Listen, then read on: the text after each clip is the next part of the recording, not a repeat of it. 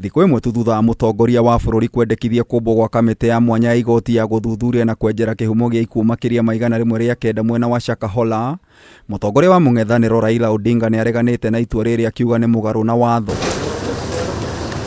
Hamwe na atongoria angĩ a Azimio, Raila oigĩte rĩrĩ nĩ igeria rĩa Ruto rĩa kũnyita mĩgwate ma hinya ma rũhonge rwa igoti. Section 13 of the Commissions of Inquiry Act is very clear that an inquiry shall be deemed to be a judicial proceeding. This makes it an absolute preserve of the judiciary under our constitution.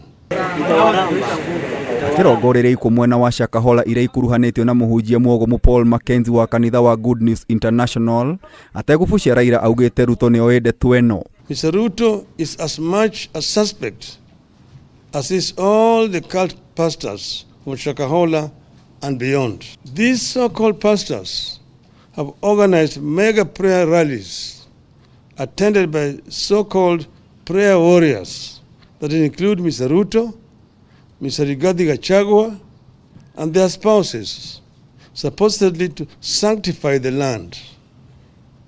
They ended up defiling the land. Raila ningĩ oigĩte President Ruto ndangĩeherania na hunjia aya ogomu akiuga thiriti yake na hunjia yambĩrĩirie rĩrĩa arĩ mũnini wa mũtongoria wa bũrũri. These cultic pastors were among the people who supposedly sanctified State House when Ruto arrived there, pretending to be holier than every other Kenyan.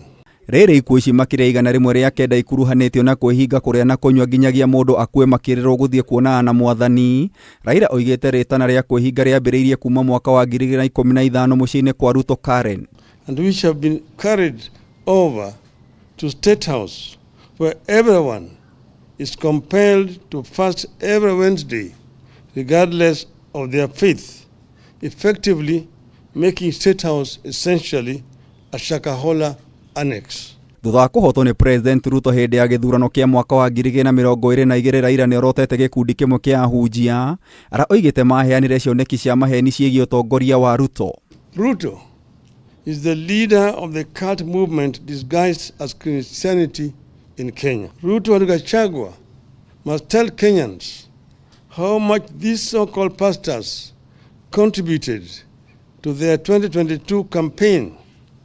How many times have the so-called pastors accessed a State House since the start of this regime? Raila oigĩte atumia atongoria amwe thirikari-inĩ makoretwo magĩkuruhania na ahunjia arĩa marathuthurio makĩringaga ciama cia maheni, na ho thirikari ĩrĩ na mũbango wa kwandĩka ahunjia 100 mawĩra thirikari-inĩ. The cult leaders are behind the decision by Ruto to establish a faith diplomacy office where he has gone ahead to provide a list of 100 members to be recruited into Public Service Commission as intercessors, supposedly to pray for counties and the government. Rĩu ngwatanĩro ya Azimio ĩrenda thirikari ĩkĩre mĩhaka gatagatĩ ga kanitha na ũtongoria wa bũrũri na kũria mbunge ĩke ũthuthuria nĩkĩ kĩarĩire kĩngĩ Shakahola. Parliament must help us establish whether the deaths at Shakahola were acts of rogue pastors, human sacrifices, or body organ trade, and who the beneficiaries were. Ngĩribotera Kameme TV, Jeta Getau wa Wanjikũ.